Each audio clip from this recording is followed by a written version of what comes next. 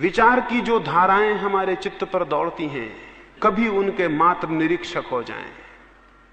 जैसे कोई नदी के किनारे बैठा हो और नदी की भागती हुई धार को देखे, सिर्फ किनारे बैठा हो और देखे। या जैसे कोई जंगल में बैठा हो, पक्षियों की उड़ती हुई कतार को देखे, सिर्फ बैठा हो और देखे। या कोई वर्षा के आकाश को देखे और बादलों की दौड़ती हुई भागती पंक्तियों को देखे।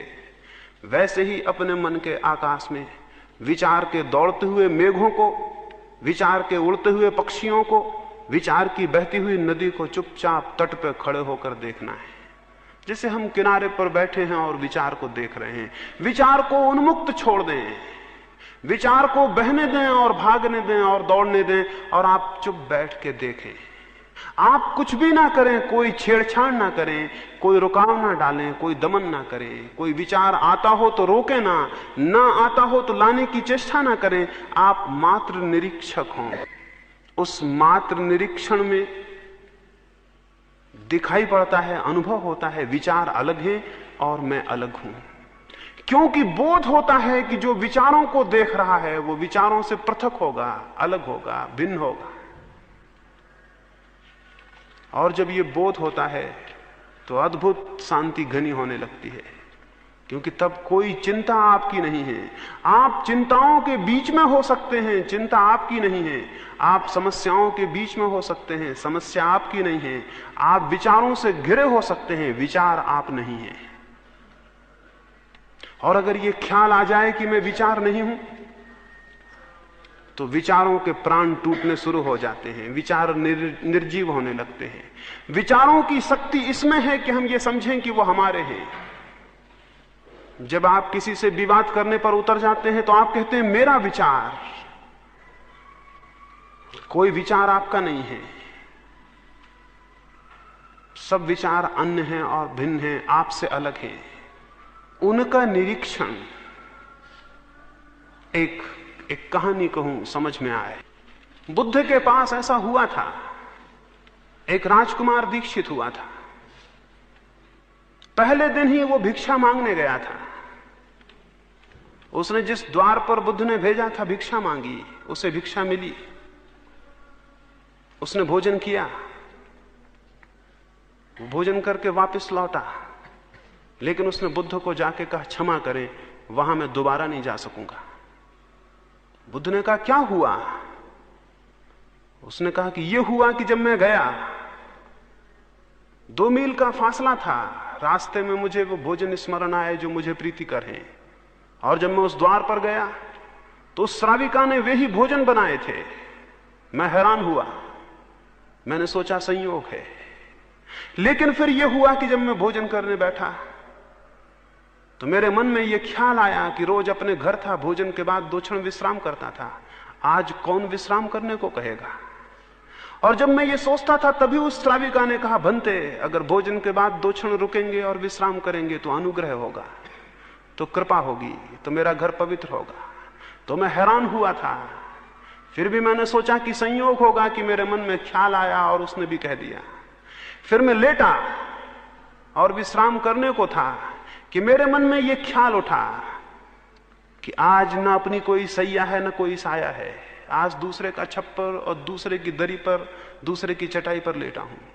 और तभी उस श्राविका ने पीछे से कहा भिक्षु, न सैया आपकी है न मेरी है, और न साया आपका है न मेरा है। और तब मैं घबरा गया। अब संयोग बार बार होने मुश्किल थे। मैंने उस श्राविका को कहा क्या मेरे विचार तुम तक पहुंच जाते हैं? क्या मेरे भीतर चलने वाली विचारधाराएं तुम्हें परिचित हो जाती हैं? उस श्राविका ने कहा ध्यान को निरंतर करते करते अपने विचार शून्य हो गए हैं और अब दूसरों के विचार भी दिखाई पड़ते हैं। तब मैं घबरा गया और मैं भागा हुआ आया हूं और मैं क्षमा चाहता हूं, कल मैं वहां नहीं जा सकूंगा। बुद्ध ने कहा क्यों? उसने कहा कि इसलिए कि कैसे कहूं, क्षमा कर दें और ना कहें वहां जाने को। लेकिन बुद्ध ने आग्रह किया और उस भिक्षु को बताना पड़ा। उस भिक्षु ने कहा उस सुंदर युवती को देखकर मेरे मन में विकार भी उठे थे, वे भी पढ़ लिए गए होंगे, मैं किस मुंह से वहां जाऊं? कैसे मैं उस द्वार पर खड़ा होऊंगा, अब दोबारा मैं नहीं जा सकता हूं। बुद्ध ने कहा वहीं जाना होगा, ये तुम्हारी साधना का हिस्सा है। इस भांति तुम्हें विचारों के प्रति जागरण पैदा होगा और विचारों के तुम निरीक्षक बन सकोगे।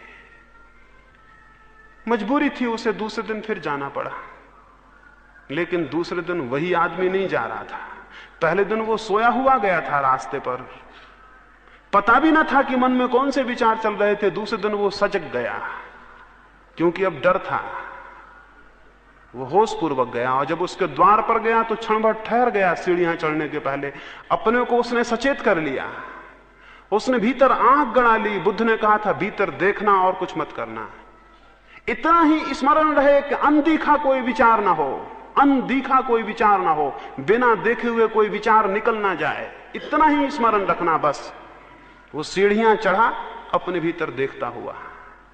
उसे अपनी सांस भी दिखाई पड़ने लगी, उसे अपने हाथ पैर का हलन चलन भी दिखाई पड़ने लगा।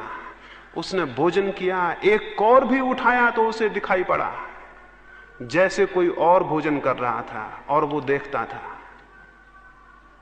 जब आप दर्शक बनेंगे अपने ही, तो आपके भीतर दो तत्व हो जाएंगे, एक जो क्रियमान है और एक जो केवल साक्षी है। आपके भीतर दो हिस्से हो जाएंगे, एक जो करता है और एक जो केवल दृष्टा है। उस घड़ी उसने भोजन किया, लेकिन भोजन कोई और कर रहा था और देख कोई और रहा था। और हमारा मुल्क कहता है और सारे दुनिया के जिन लोगों ने जाना है वे कहते हैं कि जो देख रहा है वो आप हैं और जो कर रहा है वो आप नहीं है। उसने देखा, वो हैरान हुआ, वो नाचता हुआ वापस लौटा और उसने बुद्ध को जाके कहा धन्य है, मुझे कुछ मिल गया। दो अनुभव हुए हैं। एक तो यह अनुभव हुआ कि जब मैं बिल्कुल सजग हो जाता था तो विचार बंद हो जाते थे। उसने कहा एक अनुभव तो यह हुआ कि जब मैं बिल्कुल सजग होकर देखता था भीतर तो विचार बंद हो जाते थे। दूसरा अनुभव यह हुआ कि जब विचार बंद हो जाते थे तब मैंने देखा कर्ता अलग है और दृष्टा अलग है। बुद्ध ने कहा इतना ही सूत्र है, जो इसे साध लेता है वो सब साध लेता है। विचार के दृष्टा बनना है, विचारक नहीं, स्मरण रहे, विचारक नहीं, विचार के दृष्टा। इसलिए हम अपने ऋषियों को दृष्टा कहते हैं, विचारक नहीं। महावीर विचारक नहीं है, बुद्ध विचारक नहीं है, ये दृष्टा है। विचारक तो बीमार आदमी है। विचार वे करते हैं जो जानते नहीं हैं, जो जानते हैं वे विचार नहीं करते, वे देखते हैं, उन्हें दिखाई पड़ता है, उन्हें दर्शन होता है। और दर्शन की पद्धति अपने भीतर विचार का निरीक्षण है। तो उठते बैठते सोते जागते अपने भीतर जो भी विचार की धारा चलती हो उसे देखें और किसी भी विचार के साथ तादात्म्य ना करें कि इस विचार के साथ में एक हो गया। विचार को अलग चलने दें, आप अलग चलें। आपके भीतर दो धाराएं होनी चाहिए। साधारण आदमी के भीतर एक धारा होती है मात्र विचार की। साधक के भीतर दो धाराएं होती हैं, विचार की और दर्शन की। साधक के भीतर दो पैरेलल, दो समानांतर धाराएं होती हैं, विचार की और दर्शन की। सामान्य आदमी के भीतर एक धारा होती है मात्र विचार की, और सिद्ध के भीतर भी एक ही धारा होती है मात्र दर्शन की। इसे समझ लें, साधारण आदमी के भीतर एक धारा होती है विचार की, दर्शन सोया हुआ होता है। साधक के भीतर दो धाराएं होती हैं समानांतर, विचार की और दर्शन की। सिद्ध के भीतर भी एक ही धारा रह जाती है दर्शन की, विचार मृत हो जाता है। तो हमें विचार से दर्शन तक पहुंचना है तो हमें विचार और दर्शन की समानांतर साधना करनी होगी।